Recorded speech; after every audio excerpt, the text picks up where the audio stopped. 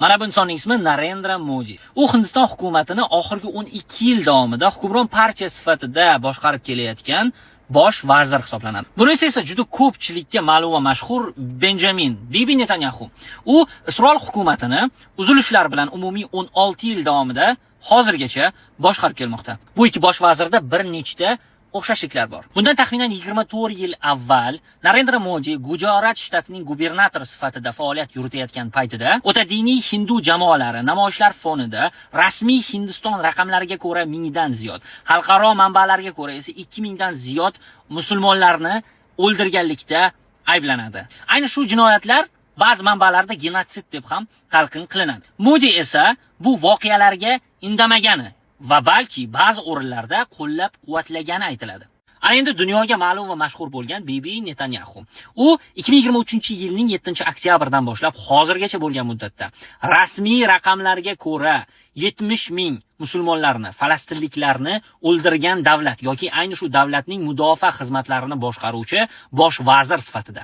Undan tashqari, xalqaro sud tomonidan qidiruvga berilgan, urush jinoyatlarini sodir etgan qotil sifatida ham tanish. Netanyahuning musulmonlarni o'ldirish borasidagi anti-rekordi Modinikidan anchayin yuqori bo'lishiga qaramasdan, ulardagi o'xshashliklar juda ko'p va ular yaqinda kuni kecha Isroilda ko'rishdi. Xususan bu o'xshashliklar ular qatnashgan jarayonlar va namoyishlar va urushlar davomida ular qilgan ishlar genotsid deb baholanganligi, ular nafrat asosida o'z hukumatlarini shakllantirganligi va partiyalari va partiyasiga a'zo insonlar va diniy qarashlariga ko'ra aynan musulmonlarni qoralash evaziga siyosiy ochkolar yiqqan holatda o'z hukumatlarini boshqarib, ayni shu qudratda qolib kelayotganlari juda o'xshash tendensiya hisoblanadi. Kuni kecha Modi Isroil parlamenti Knessetda shunday dedi: "Biz sizning og'rig'ingizni his qilamiz, qayg'uyingizga sherikmiz. Hindiston Isroil bilan birga, rasmiy va to'laqonli, hozir va har doim", degan Modi.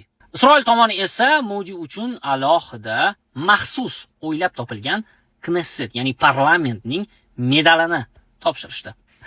Undan keyin bo'lsa, Isroil bosh vaziri, Hindiston bosh vazirini Isroilda joylashgan Ikkinchi jahon urushida halok bo'lgan asosan yahudiylarni xotirlash uchun tashkil qilingan muzey yoki maydonga olib boradi. Rasmiy tarqalgan videolardan ko'rinadiki, Hindiston bosh vaziri o'z e'tiqodiga ko'ra u yerda yoqilgan olov va qo'yilgan gullarga sig'ina boshlaydi. Undan ham qiziq tomoni esa buni ko'rib, sezib turgan Netanyahu o'zining siyosiy nufuziga rahna solmasligi uchun kadrlardan qochishga urinadi. Ammo biz musulmonlar shuni unutmasligimiz kerakki, ularni birlashtirgan yagona narsa bu musulmonlarga bo'lgan nafratlaridir.